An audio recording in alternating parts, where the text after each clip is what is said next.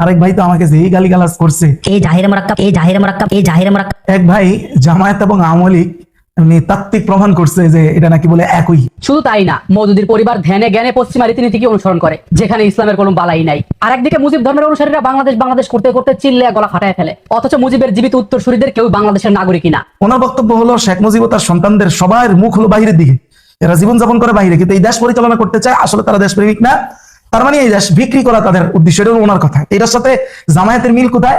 উনি মিল খুঁজে বার করছেন আমার ভাই, যে সাইয়েদুল্লাহ মওদুদির সন্তানরা কেউ ইসলামিক ব্যক্তিত্ব হিসেবে গড়ে ওঠে নাই, অথচ ওনার প্রতিষ্ঠিত জামায়াত ইসলাম ইসলাম প্রচারের নামে এটা করে সেটা করে, ওনার দৃষ্টিতে এটাও তারা ইসলাম বিক্রি করতেছে। মানে ওনার সন্তান এনার সন্তান, বুঝাই দিছে ভালো। কিন্তু উনি যে মিল বন্ধন দেখাইছে, উনি বুঝতেও পারে না যে এই মিল বন্ধনটা তো মিল নেই, ওরা একদম বিপরীত মুখী অবস্থানে দাঁড়ায় আছে। জামায়াতের বাস্তবতা আর আওয়ামী লীগের বাস্তবতা। আওয়ামী লীগেরটা তো উনি যেটা বলছেন এটা এই দেশের অনেকেরই কথা। সাইয়েদুল্লাহ মওদুদি রাহিমাহুল্লাহর ব্যাপারে ওনার সন্তানরা বুঝলাম ইসলামী বড় ব্যক্তিত্ব হয় নাই, তো না হওয়ার ফলে শেখ মুজিবের সন্তানরা যেভাবে দেশ পরিচালনার সুযোগ পাইছে, সাইয়েদুল্লাহ মওদুদির কোনো সন্তান তো পরিচালনা দূরের কথা, জামাত ইসলামের একটা অংশেও তো তার কোনো মূল্যায়ন পায় নাই। এটার সাথে এটা মিললো কিভাবে? কারণ ওনার মাথায় এটা ধরে নাই, মিলাইয়া দিছে কি জন্য? কারণ কোরআনের ওই আয়াতের জ্ঞানটা ওনার কাছে নাই। ওয়াইদ বিতালা ইব্রাহিম রাব্বুহু বিকালিমাতিন ফাতাম্মাহুন ক্বালা ইন্নী জাঈলুকা লিন-নাসি ইমামা ক্বালা মিন যুররিয়্যাতি ক্বালা লা ইয়ানালু আহদি যালিমিন। হযরত ইব্রাহিম আলাইহিস সালাতু ওয়াস সালাম কে আল্লাহ যখন ঘোষণা দিলেন যে সমগ্র জাতির জন্য আপনাকে ইমাম হিসেবে নিযুক্ত করলাম, আপনি সকলের ইমাম নেতা, তখন ইব্রাহিম আলাইহিস সালাতু ওয়াস সালাম একটা আবদার করলেন, ক্বালা মিন যুররিয়্যাতি, আল্লাহ আমার বংশধর যারা তাদেরকে ইমাম বানাবেন না? তখন আল্লাহ জবাব দিলেন, আমার পক্ষ থেকে এই পদমর্যাদা কোনো জালেমরা পাবে না। এই কথার উদ্দেশ্য কি বলেন তো? তার মানে হলো হযরত ইব্রাহিমের রক্ত শরীরে নিয়েও সকলে ইব্রাহিম হবে না, বহু ইব্রাহিমের রক্ত শরীরে নিয়েও তারা জালেম হবে। কিন্তু আল্লাহ যেটা নিশ্চিত করতে চাচ্ছেন সেটা হলো, যার মধ্যে ইব্রাহিমের আদর্শ নাই তাকে আমি সেই ইব্রাহিমের পদমর্যাদায় ভূষিত করব না। এটা হলো মূল খেয়াল করার জায়গা।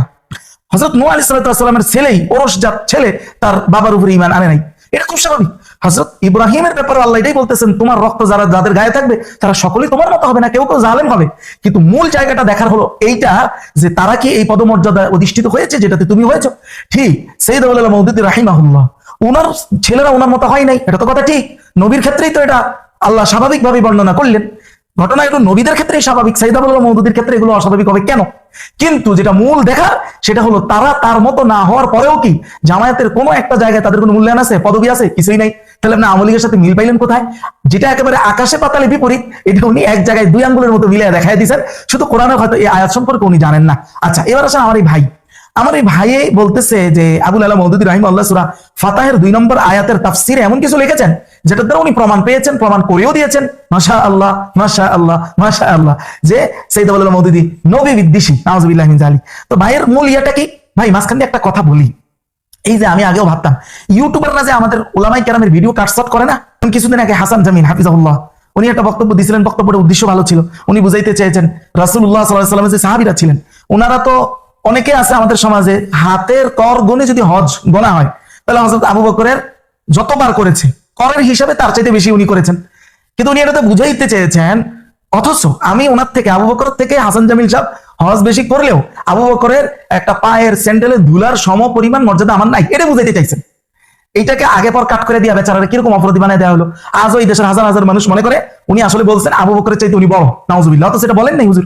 তাহলে এই যে ব্যাপারটা, বিশ্বাস করেন এই যে ইউটিউবারদের কার্যক্রম, এগুলো ইউটিউবাররা আমাদের থেকেই শিখছে। কিভাবে জানেন না? যে আমরা এই কথা কাটসাট করা, এক আলেমের বিদ্বেষ করতে যায় কথা কাটসাট করা, অল্প আনা, এমন ভাবে আনা যেভাবে আনলে আমার উদ্দেশ্য পূরণ হয়ে যায়, এটা লেখালেখির মাধ্যমে, বক্তব্যের মাধ্যমে আমরা উলামায়ে কেরাম শত শত বছর ধরে এটা করে আসতেছি। এবং আমার দৃষ্টিতে ইউটিউবাররা আমাদের থেকে এটা শিখছে, ইউটিউবাররা আমাদের থেকে শিখছে। পার্থক্য শুধু আমরা কথা বক্তব্য লেখার মাধ্যমে এই কাজটা করতাম, এই কাটসাট করার কাজটা করতাম, আর ইউটিউবাররা এটা আধুনিক ফরম্যাটে করে, মানে আধুনিক ফরম্যাটে কাটসাটটা করে, মানে ভিডিও ফরম্যাটে। এই পার্থক্য, মূল কাজ আমাদের ওই। এবার আপনার রাসূলের সেই হাদিসটা অনুসরণ করেন বা স্মরণ করেন, যে হাদিসে রাসূলুল্লাহ বলেছেন ম্যাক্সিমাম ফিতনাগুলো উলামায়ে কেরাম থেকে বের হবে, এর কুফল, এর যে ভোগান্তি, এটা উলামায়ে কেরামের দিকেই ফিরে আসবে। তা হাসান জামিলের এই ঘটনাটা সহ আরো যারা আছেন ওনাদের ঘটনাটা দেখেন। এই যে কাটসাটের যে ইতিহাস আসলে শত বছর ধরে আমাদের, যার প্রতি আমাদের বিদ্বেষ, তার কথা বা বক্তব্য কাটসাট করার যে একটা অভ্যাস, এটা যে আজকে ইউটিউবারদের পর্যন্ত পৌঁছলো, এই ফিতনার এই ধরনটা ভুক্তভোগী সবচেয়ে বেশি কারা হচ্ছে? এখন আমরাই হচ্ছি। তো দেখেন আমার ভাইয়ের কাটসাটের ব্যাপারটা দেখেন, উনি জেনে করেছেন না জেনে করেছেন সেই বিষয়ে আমি বলতে পারবো না। ওনার কথা হচ্ছে যে নবীগণ তাদের যে মানবীয় ভুল ত্রুটি, যেটা আহলে সুন্নাহর ঐক্যমতের মতামত, এইটা হলো নবীরা অনেক বেশি মর্যাদাশীল হওয়ার সুবাদে মানুষের দৃষ্টিতে না, বরং আল্লাহর দৃষ্টিতে এক্সট্রা ভুল এগুলো, মানে আল্লাহর দৃষ্টিতে বিশেষ বিবেচনায় নবীদের ক্ষেত্রে শুধু এগুলো ভুল। এই কথাটা নাকি মাওলানা মওদুদী সাহেব বলেন নাই। মাওলানা মওদুদী সাহেব এমন কিছু কথা বলেছেন, ওনার দৃষ্টিতে উনি হলো নবী বিদ্বেষী। এবার দেখি ভাই যে তাফসির ওসমানী থেকে দেখাইছে, এটা মাওলানা মওদুদী সাহেব বলেছেন কিনা। আসেন সূরা ফাতহ আয়াত নাম্বার 2 দেখেন মাওলানা মওদুদী সাহেব কি বলেছেন। উনি বলতেছেন, ইয়ে খামিয়া, এই যে মানবীয় ভুল ত্রুটি নবীদের ক্ষেত্রে, কিসি ইনসানকে ইলম মে নেহি হে, এগুলো কোনো মানুষের ব্রেনে বা মানুষের ইলম জানা শোনার ভিতরে অন্তর্ভুক্ত নয়। উনি বলতেছেন, বলকে ইনসানি আকল তো ইস জদ্দোজহদ মে কোই নকশ তালাশ করনে সে কতই আজিজ হ্যায়। বলতেছে নবীদের যে ত্রুটি, এগুলো মানুষ তার ব্রেন দ্বারা খুঁজে বের করা, এটা মানুষ সম্পূর্ণ অক্ষম। তার মানে এগুলো মানুষের দৃষ্টিতে না, কার দৃষ্টিতে? উনি বলতেছেন মगर अल्लाह ताला की निगाह में कमाल का जो बुलंद तरीन मेयार है उसके लिहाज से इसमें कुछ ऐसी खामियां थी। हाँ, তবে আল্লাহর কাছে যে সর্বোচ্চ মানদণ্ড পূর্ণতার মানদণ্ড, সেই পূর্ণতার মানদণ্ডের দিক বিবেচনায় শুধু আল্লাহর নজরে এখানে কিছু মানবীয় ভুল ত্রুটি আছে, এটা মানুষের নজরে না। এই বেচারাই যে তাফসিরটা বললেন মওদুদী সাহেব করেন নাই, এই জন্য নাকি মওদুদী নবী বিদ্বেষী হয়ে গিয়েছেন, অথচ এই তাফসিরটা মওদুদী সাহেব করেছেন। এই জাহিরে মুরাক্কাব, এই জাহিরে মুরাক্কাব, এই জাহিরে মুরাক্কাব। তাহলে উনি কি জেনে শুনে কাট করলেন না না জেনে শুনে কাট করলেন? ব্যাপারটা হচ্ছে আমাদের রোবোটিক সিস্টেমের মতো। আমাদের ভাইরা যদি এই বিষয়টা বুঝতো, আমাদের সবাই কল্যাণ হতো, উম্মার কল্যাণ হইতো। রোবটটা কি হয় জানেন? রোবটের মধ্যে কিন্তু হার্ড নাই, রোবটের মানুষের মতো হার্ড নাই, অনুধাবন শক্তি নাই। তার মধ্যে সফটওয়্যার গতভাবে যা সেট করা আছে সেই কাজগুলোই করবে এবং নিখুঁতভাবে করবে। আপনি কি আমাদের ভিতরে রোবোটিং আচরণ কি দেখতে পাচ্ছেন? আপনি নিজেই খেয়াল করেন। কেন এই রোবোটিং সিস্টেমটা কেন হয়েছে? কারণ আমরা আলেম হই টোটালি আকীদা বাদ দিয়া, টোটালি আগাপাসা কোনো আকীদার কিতাব পড়ানোই হয় না। কিছু কিছু মাদ্রাসায় এক্সট্রা, তাও কিছু আংশিক আকীদার অধ্যায় পড়ানো হয়। আকীদার ফুল দর্স কওমি মাদ্রাসায় নাই, এটা দাওয়া পর্যন্ত নাই, আলেম হওয়া পর্যন্ত নাই। তো না থাকার কারণে কি হচ্ছে, আমরা পুরো একটা হার্ড কল, পুরো এটা ছাড়া আলেম হইতেছি। হওয়ার কারণে আমরা ঠিক রোবোটিং সিস্টেমে আমাদেরকে বের করা হয়েছে। এবার আমাদের যারা যে যে উদ্দেশ্যে আমাদেরকে যা যা শিখাই দিছে, আমরা এর বাহিরে আর কোনোভাবে আমাদের মনে হয় যাওয়া সম্ভব নয়। বাস্তবতা আপনি একটু খেয়াল করে দেখেন, এটা কিনা আপনি নিজেই খেয়াল করেন। আচ্ছা, এবার আসেন ভাই যে বললেন মওদুদী সাহেব এই তাফসীরটা, মানে এই বক্তব্যটা না দেয় নাই, ওনার চোখে পড়ে নাই, না তো উনি ইচ্ছা করে, আমি জানি না। তো এটা না দিলে যদি কেউ নবী বিদ্বেষী হয়, এবার যদি আমি কোনো আমার আকাবির কোনো এরকম মারহুম থেকে, আমার কোনো সম্মানিত আকাবিরের তাফসীর থেকে আমি দেখাইতে পারি, আশরাফ আলী থানভী রাহমাতুল্লাহ বায়ানুল কোরআন একই আয়াতের তাফসীরে আমি দেখাই যে আপনি যে তাফসীর মওদুদী সাহেব এখানে খুঁজে পান নাই, না পাওয়ার কারণে ওনাকে বিদ্বেষী বলেছেন, ওই তাফসীরটা বায়ানুল কোরআনে নাই। তাহলে কি আপনি আমাদের হযরত মারহুম আশরাফ আলী থানভীকে নবী বিদ্বেষী বলবেন? আচ্ছা আসেন, বায়ানুল কোরআনে এই একই সূরা ফাতিহার 2 নম্বর আয়াতের তাফসীরে বলা হয়েছে, তাকে আল্লাহ তাআলা आपकी सब अगली पिछली खताएं माफ फरमाए और आप पर अपनी एहसानात की तकमील कर दे। এই হলো তাফসীর, যে এখানে আল্লাহর উদ্দেশ্য হলো আপনার হে নবী, আপনার আগে পরে সকল খতায়ে মানে আপনার সকল ভুল আল্লাহ যেন মাফ করে দেন, এবং আল্লাহর যে ইহসান দয়া সেটা যেন আপনার উপর আল্লাহ পূরণ করতে পারেন। কিন্তু এখানে এই যে খতায়া বললো বা খতায়ে, এই যে ভুল, এটা কি মানুষের দৃষ্টিগত ভুল নাকি আল্লাহর এক্সট্রা দৃষ্টিগত ভুল? এগুলো তাফসীর বায়ানুল কোরআনে আমাদের মরহুম আশরাফ আলী থানভী করেন নাই। এখন কি আমি নবী বিদ্বেষী বলবো? না, আমরা তো এটা করবো না, কারণ যত হইলো ওনার তো আকাবির না হইলো তো এই খেয়ানত আমরা করবো না। কিন্তু ওনার আমার এই ভাইয়ের মূলনীতি অনুযায়ী সরাসরি আশরাফ আলী থানভী রহমতুল্লাহ আলী নবী বিদ্বেষী হিসেবে সাব্যস্ত হয়ে যায়। এই জাহিরে মুরাক্কাব, এই জাহিরে মুরাক্কাব, এই জাহিরে মুরাক্কাব। সেটা আমরা করছি না, আমরা শুধু দেখাচ্ছি আমাদের এই প্রিয় দিনী ভাইগুলো কিভাবে রোবোটিং সিস্টেমে পরিচালিত হয়। আরেক ভাই তো উল্টা আকীদা পেশ করে দিছে, উল্টা তাফসীর পেশ করে দিছে। উল্টা মানে সমস্ত তাফসীর অন্তত এই কথাটা বলা হয়েছে, নবীদের মর্যাদা বেশি হওয়ার কারণে এমন কিছু সগীরা অনিচ্ছাকৃত, যেগুলো আল্লাহর দৃষ্টিতে সগীরা, মানুষের দৃষ্টিতে এটি চোখেই পড়বে না। মওদুদী সাহেব একই কথা বললেন, মানুষের দৃষ্টিতে না। আর আরেক ভাই বলছে কি মানুষের দৃষ্টিতে ভুল, আল্লাহর দৃষ্টিতে না। আপনি চিন্তা করেন, মানে পুরো তাফসীরটাই তার উল্টা। এই উল্টা তাফসীরের উপরে যে আকীদা আসবে, এটা হয় শিরকি বা কুফরি আকীদা আসবে। আমি সামনে এটা বলতেছি যে আসলে কুফরি অথবা শিরকি আকীদা আসছে কিনা। দেখেন আল্লাহ তাআলা হযরত আদম আলাইহিস সালাতু ওয়াস সালামকে যে বললেন সূরা তাহা 115 নম্বর আয়াতে, ওয়ালাকাদ আহিদনা ইলা আদম মিন ক্বাবল ফানাসিয়া ওয়া লাম নাজিদ লাহু আজমা। আল্লাহ বললেন যে আমি আদম থেকে প্রতিশ্রুতি নিয়েছি, কিন্তু আমি তাকে দৃঢ় সংকল্প পাই না। তার মানে কি, এটা মানুষের দৃষ্টিতে উনি দৃঢ় সংকল্প ছিলেন না, আল্লাহর দৃষ্টিতে ছিলেন। বিষয়টা কিরকম? এটা বলি কি আল্লাহ বলতেন যে আমি পাই না, এটা বলতেন? এটা বললে কি সহি হবে? আল্লাহ বলছেন তার মানে আল্লাহর দৃষ্টিতে। 2 নাম্বার, রাসূল আকরাম সাল্লাল্লাহু আলাইহি ওয়াসাল্লাম যে ইনশাআল্লাহ বলতে ভুলে গেছেন, এটার কারণে আল্লাহ গুসা করে প্রায় 15 দিনের মতো ওহী বন্ধ রাখছেন। এটা কি মানুষের দৃষ্টিতে ভুল না আল্লাহর দৃষ্টিতে? মানুষ তো বলতেই পারবে না রাসূলুল্লাহর সাথে কি ঘটছে না ঘটছে, ইনশাআল্লাহ বলছে কি বলে না, এটা তো মানুষ খেয়ালই করে নাই। কিন্তু এটা খেয়াল করেছেন কে? আল্লাহ। এবং আল্লাহ গুসা হয়েছেন 15 দিন, ওহী বন্ধ রেখেছেন, ওনাকে এটাতে সংশোধনী দিয়েছেন সরাসরি আল্লাহ তাআলা আয়াত নাজিল করে পরবর্তীতে। তাহলে কি হইলো? উল্টা বলতেছে যে মানুষের দৃষ্টিতে দোষ, আল্লাহর দৃষ্টিতে না। আর মূলত কাহিনী ছিল মানুষের দৃষ্টিতে দোষ না, কিন্তু আল্লাহর দৃষ্টিতে দোষ ছিল, এরকম কথা। আর যেই সকল বিষয় মানুষের দৃষ্টিতে দোষ কিন্তু আল্লাহর দৃষ্টিতে না হয়, ওটা তো আল্লাহ সরাসরি নবীদের পক্ষে আয়াত নাজিল করে যুদ্ধ ঘোষণা করে দিবেন। এমনটা হয়েছেও। যেমন যায়েদ রাদিয়াল্লাহু তাআলা আল্লাহর রসুলের পালক পুত্র। এই পালক পুত্ররা যে কখনো নিজের ওরসজাত পুত্রের হুকুমে আসে না, এটা কিন্তু আজকে এই যে আমরা আকিদার ফেরিওয়ালারা যারা আকিদা বিক্রি করতেছি ভাই, আজকে ওই জাহিলি যুগের 1500 বছর আগের সমস্ত নীতি আমার এই সমাজে প্রতিষ্ঠিত, অথচ আমি এই সমাজের বড় হুজুর। আমাদের তো একটু লজ্জা থাকা উচিত ভাই। দেখেন রাসূলুল্লাহ সাল্লাল্লাহু আলাইহি সাল্লামকে বলা হলো আপনি যায়েদের স্ত্রীকে বিবাহ করেন। যায়েদের স্ত্রীকে, যায়েদ হলো রাসূলুল্লাহর পালক পুত্র। যখন যায়েদ রাদিয়াল্লাহু তাআলা আনহু ওনার স্ত্রীকে তালাক দিলেন, তখন এই বিবাহের প্রস্তাব আসলো আল্লাহর পক্ষ থেকে। এখন এই মেয়েটাকে উনি হচ্ছেন রাসূলুল্লাহর ফুফাতো বোন। রাসূলুল্লাহ বললেন সমাজের মানুষ আমাকে খারাপ বলবে, কারণ হলো সমাজ মনে করবে আমি ফুতের বউরে বিয়ে করছি, নাউজুবিল্লাহি মিন যালিক। তখন আল্লাহ তাআলা বললেন যে যে আপনার পালক পুত্র, পালক পুত্র তো আসলে কোনো পুত্র নয়, আপনার আপন পুত্রের ক্ষেত্রে এই হুকুম বিধান প্রযোজ্য হবে, কিন্তু পালক পুত্রের ক্ষেত্রে হবে না। কিন্তু সমাজের মানুষ তো পালক পুত্রের ক্ষেত্রে নিজের পুত্রের মতোই বিধান প্রযোজ্য মনে করে, তাহলে এটা তো কুসংস্কার। তাহলে এই কুসংস্কার দূর করার জন্য মানুষ খারাপ বললেও আপনি বিবাহ করেন, আপনার বিবাহর মধ্য দিয়ে আরব সমাজ থেকে এই পালক পুত্রকে নিজের পুত্র মনে করা, নিজের পুত্রের মতো মনে করে বাকি সবকিছু চিন্তা করা, এই কুসংস্কার দূর হবে আপনার মাধ্যমে। আল্লাহ আয়াত নাজিল করলেন নবীর পক্ষে। তাহলে আপনি কোথায় পাইলেন? মানুষ দোষ মনে করতেছে কিন্তু আল্লাহ মনে করতেছে না। ওইটা কি আল্লাহ দোষ হিসাবে কোথাও ধরেছেন, ধরবেন? কোথাও এরকম কোনো রেফারেন্স নাই। তাহলে উল্টা তাফসির দিয়ে, ভ্রান্ত তাফসির দিয়ে যখন আকীদা সাব্যস্ত করে, তাহলে প্রিয় ভাই সেই আকীদার পরিস্থিতি কি হবে, আর সেই আকীদার উপর প্রতিষ্ঠিত উম্মার কি অবস্থা হবে, আমাদের একটু চিন্তা করা দরকার। এবার আসেন আমার এই ভাই তাফসির ওসমানীর কথা তো বেশি বলেছে না, আসেন তাফসির ওসমানীতে এমন শব্দ এমন আয়াতে ব্যবহার করা হয়েছে, এটা যদি ওই আয়াতে মাওলানা মওদুদী সাহেব ব্যবহার করতেন, তাহলে তো মনে হয় না আমার ভাইরা একেবারে কসম করে মুবাহালা করে পর্যন্ত বলতেন যে মাওলানা মওদুদী সাহেব ভ্রান্ত, কাফেরও বলে ফেলতেন। নবী বিদ্বেষী তো একেবারে সাধারণ, একদম ডাইরেক্ট কাফেরও হয়তো ফতোয়া দিয়ে ফেলতেন কিনা আল্লাহ ভালো জানে।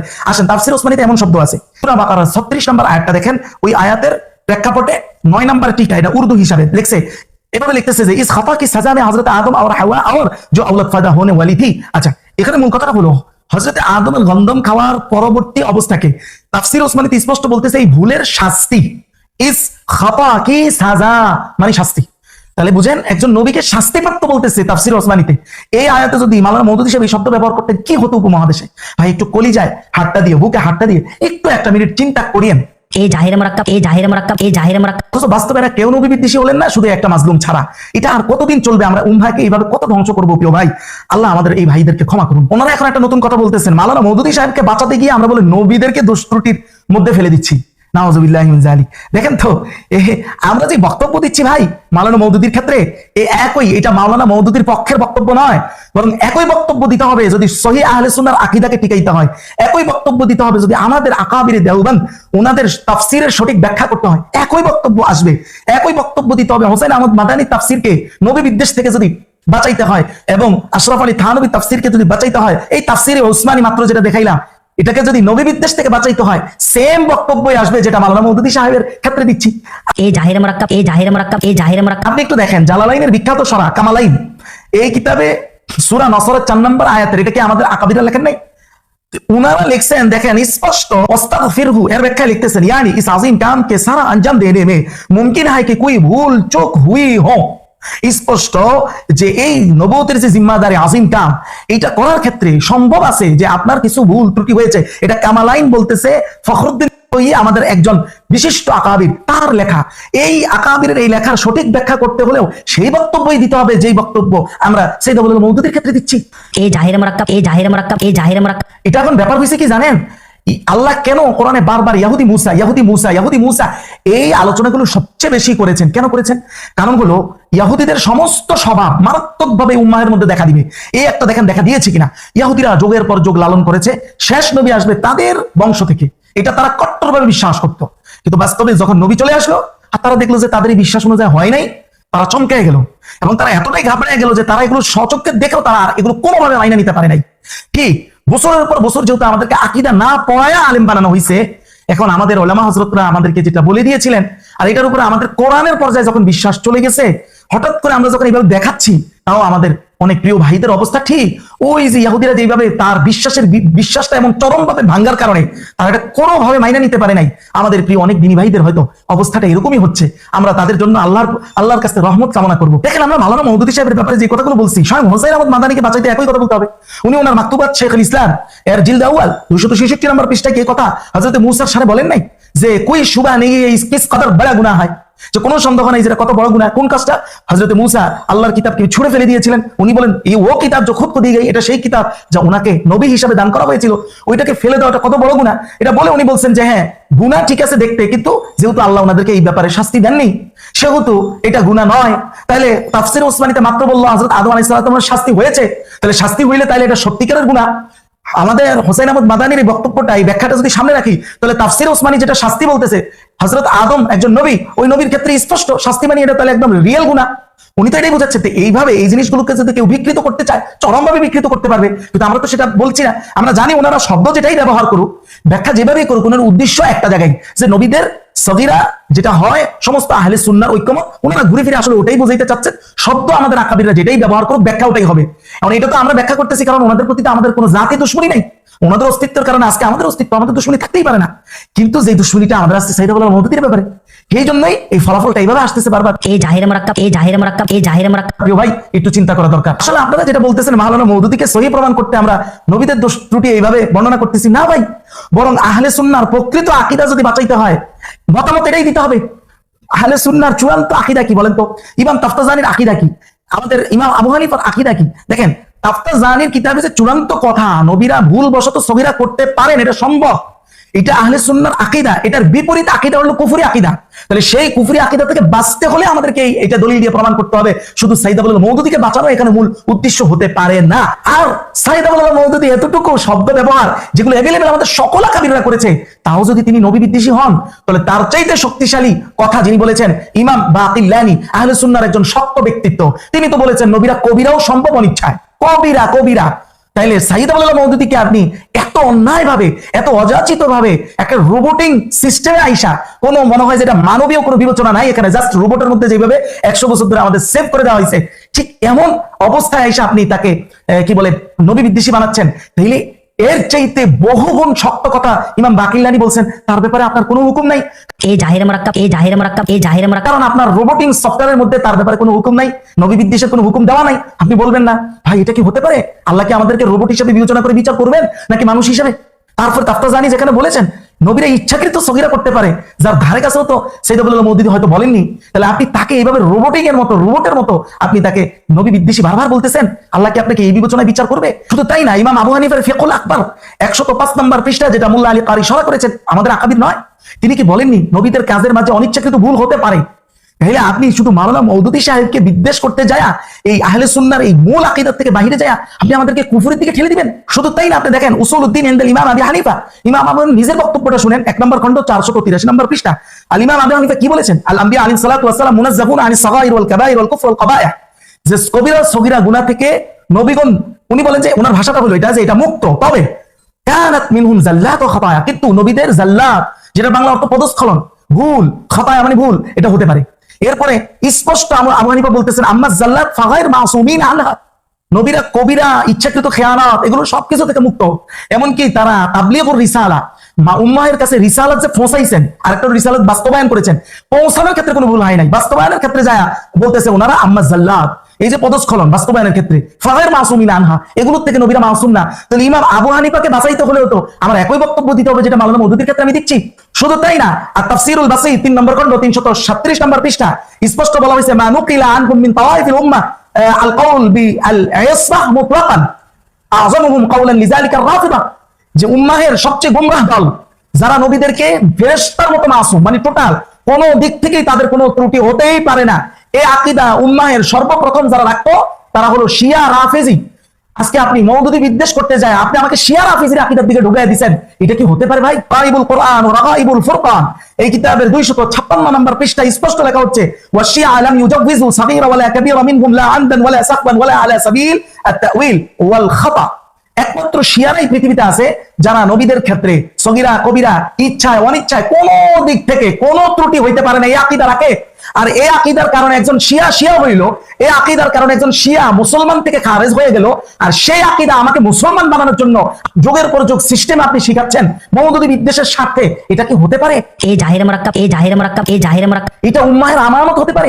উম্মাহের অধিকাংশ মানুষ মনে করে নবীদের ইচ্ছায় অনিচ্ছায় কোন দিক থেকে ছোট বড় কোন গুনাই হতে পারে না, নবীদের দ্বারা এটা সম্ভব না। এই উম্মাহের, এই বাংলাদেশের উম্মাহের অধিকাংশ মানুষ এটা জানে। একমাত্র মওদুদি বিদ্বেষকে কেন্দ্র করে আপনারা এই আকীদাটা এস্টাবলিশ করে দিলেন, অথচ যে আকীদার কারণে একজন শিয়া হইল, যে আকীদার কারণে তারা আমাদেরকে কাফের বলে, আমরা তাদেরকে কাফের বলি। আপনি সে আকীদাতে তাদের সাথে আমাদের পার্থক্য কি? দুই গ্রুপই তো কাফের হয়ে গেল। আল্লাহ আমাদের এই প্রিয় ভাইদেরকে সহি বুঝ দান করুক।